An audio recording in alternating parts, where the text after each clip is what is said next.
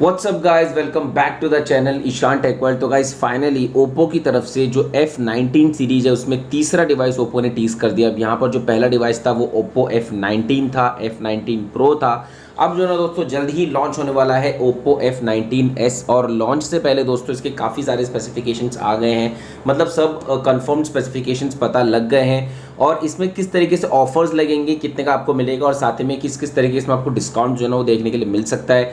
इन सारी चीज़ों के बारे में दोस्तों मैं आपसे बात करूंगा वीडियो के एंड में, तो आप वीडियो को एंड तक जरूर से देखना।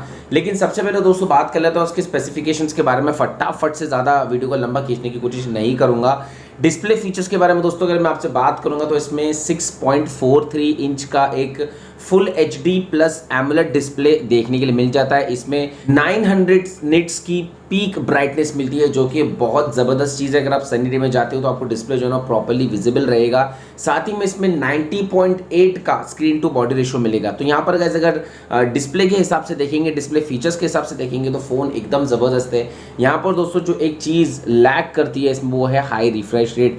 इसमें दोस्तों अगर एटलीस्ट 90 हर्ट्ज का हाई रिफ्रेश रेट मिलता, मतलब जितने प्राइस में ये आ रहा है उसके लिए, तो ऑब्वियसली वो रहता ही तो और अच्छी बात हो जाती थी। बात करूंगा दोस्तों मैं अब कैमरा फीचर्स के बारे में, तो इसमें ट्रिपल सेटअप जो है ना वो हमें देखने के लिए मिल जाता है, जिसमें से जो प्राइमरी लेंस रहेगा वो 48 मेगापिक्सल का होगा और बाकी के जो दो लेंसेज रहेंगे वो 2 मेगापिक्सल के मैक्रो और डेप्थ सेंसर मिलेंगे। वहीं पर इसमें फ्रंट में 16 मेगापिक्सल का जो है ना वो सेल्फी शूटर देखने के लिए मिल जाता है। अब यहाँ पर अगेन मैं फिर से ये चीज़ बोलूँगा, मिड रेंज सेगमेंट में जिस प्राइस में दोस्तों ये डिवाइस लॉन्च हो रहा है उसमें डेप्थ सेंसर को हटा के या तो फिर मैक्रो सेंसर को हटा के एक अल्ट्रा वाइड सेंसर होता है एटलीस्ट 8 मेगापिक्सल का, तो वो और अच्छी बात हो जाती थी, ज़बरदस्त बात हो जाती थी। आई एम 100% श्योर कि कंपनी के लिए कुछ इतना ज़्यादा जो है ना वो रॉकेट साइंस नहीं था एक जो है ना ये अल्ट्रा वाइड लेंस अगर कंपनी ऐड कर देती थी फ़ोन में तो बस यही चीज़ यहाँ पर दोस्तों इस प्राइस में जो 48 मेगापिक्सल का प्राइमरी लेंस मिल रहा है वो भी मुझे कुछ ठीक नहीं लगा, क्योंकि 64 मेगापिक्सल जो उनसे ये हो सकता था।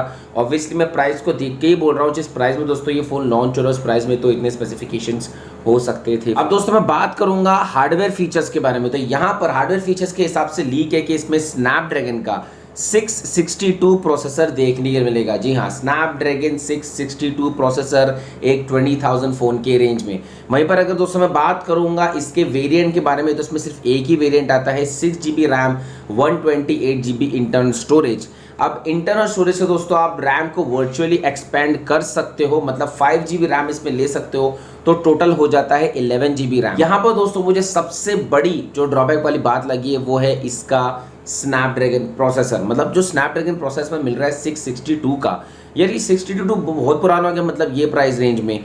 इसमें दोस्तों अगर 700 सीरीज का प्रोसेसर मिलता है, मीन 720 या समथिंग इस टाइप का कुछ ऐसा प्रोसेसर मिलता तो वो बहुत अच्छी बात हो जाती थी। आपका क्या कहना आप जरूर से बताना। लेकिन मेरे हिसाब से गाइस जो ये 662 का स्नैपड्रैगन मिल रहा है ये बहुत पुरानी बात होगी। आज के टाइम पे दोस्तों ये 662 स्नैपड्रैगन जो है वो अराउंड 15,000 या तो फिर अराउंड 10,000 12,000 के फ़ोन की रेंज में जो ना वो देखने के लिए मिल रहा है। तो मेरे हिसाब से इसमें 700 सीरीज का प्रोसेसर होना ही चाहिए था। भले इसमें रैम अच्छा है लेकिन फिर भी प्रोसेसर आपको तो मालूम है दोस्तों हार्ड होता है मोबाइल का, तो वो तो बहुत ज़रूरी है। साथ ही में दोस्तों बात करूंगा मैं आप बैटरी और सॉफ्टवेयर के बारे में, तो इसमें 5000 mAh की बैटरी देखने के लिए मिल जाती है जिसको 33 वॉट की फास्ट चार्जिंग से चार्ज कर सकते हैं। अब ये जो है ना ऑब्वियसली बहुत अच्छी बात है दोनों ही साइड्स में, मतलब बैटरी कैपेसिटी भी और जो फास्ट चार्जिंग मिल रही है ये दोनों ही सेक्शंस में जो है ना वो बहुत ज़बरदस्त बात है, क्योंकि 5000 mAh की जो इसमें बैटरी मिल रही है वो भी एकदम ज़बरदस्त है, अच्छी कैपेसिटी है, काफ़ी अच्छे तरीके से डिवाइस को ऑप्टिमाइज़ कर पाएगी, कंजम्पशन जो है ना इसका काफ़ी अच्छे तरीके से झेल पाएगी।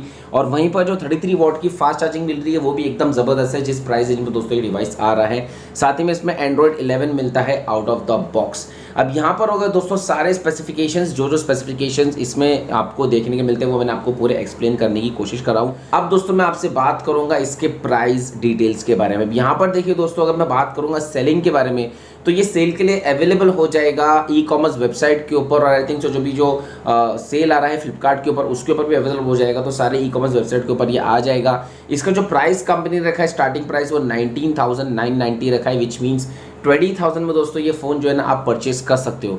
अब इसमें भी जो है ना दोस्तों काफ़ी सारे ऑफर्स दिए हैं। एक तो दोस्तों इसमें 2000 का इंस्टेंट डिस्काउंट आपको मिल सकता है अगर आप कुछ सिलेक्टेड बैंक के कार्ड यूज़ करते हो, तो फॉर एग्जाम्पल अगर आप HDFC यूज़ करते हो तो, या बैंक ऑफ बड़ौदा यूज़ करते हो तो, और भी जो बैंक्स है दोस्तों फ्लिपकार्ट की वेबसाइट पर जाके चेक करेंगे तो वहाँ पर आपको पूरी लिस्ट दिख जाएगी। अगर उन बैंक्स में से किसी परचेस करते हो तो आपको जो है ना वो 2000 रुपीज़ का इंस्टेंट डिस्काउंट इसमें देखने के लिए मिल जाता है। वहीं पर साथ ही में इसमें एक्सचेंज ऑफर मिल रहा है 1500 रुपीज़ का। जी हाँ, तो यहाँ पर अगर आपके पास में ओप्पो का ही फ़ोन है, अगर आप अपने ओप्पो के फ़ोन को ही एक्सचेंज करते हो तो आपको 1500 रुपीज़ का जो इंस्टेंट डिस्काउंट देखने के लिए मिल जाता है। तो यहाँ पर दोस्तों अगर आप ओवरऑल देखोगे तो आपको अराउंड 3500 रुपीज़ का इंस्टेंट डिस्काउंट इसमें मिल रहा है अगर आप ये फ़ोन परचेस करते हो तो। साथ ही में दोस्तों अगर आप ये फ़ोन परचेस करते हो और साथ में ओप्पो एनको W11 परचेस करते हो, जो वो ईयरबड्स है, तो वो भी जो ना आपको डिस्काउंटेड प्राइस में आके अराउंड 999 में मिल जाएगा। तो वहाँ पर अगर आप देखोगे इसका जो प्राइस है, जो ओप्पो एनको W11 का प्राइस है वो इस वक्त अराउंड 1900 या 2000 के करीब है।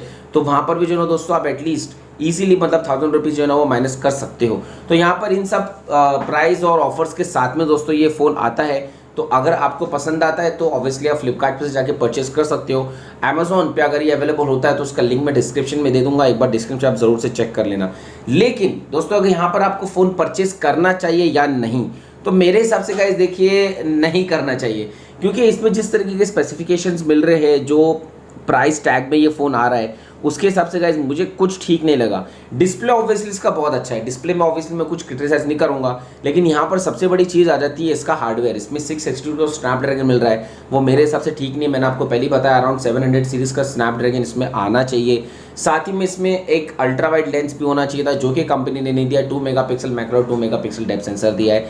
जिस प्राइस में ये फ़ोन आ रहा है उस प्राइस के हिसाब से तो मुझे ही कुछ स्पेसिफिकेशंस ठीक नहीं लगे।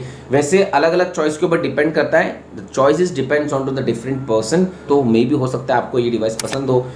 तो यहीं तक थी बात। अगर आपको वीडियो पसंद आए तो प्लीज़ वीडियो को लाइक कर दीजिए।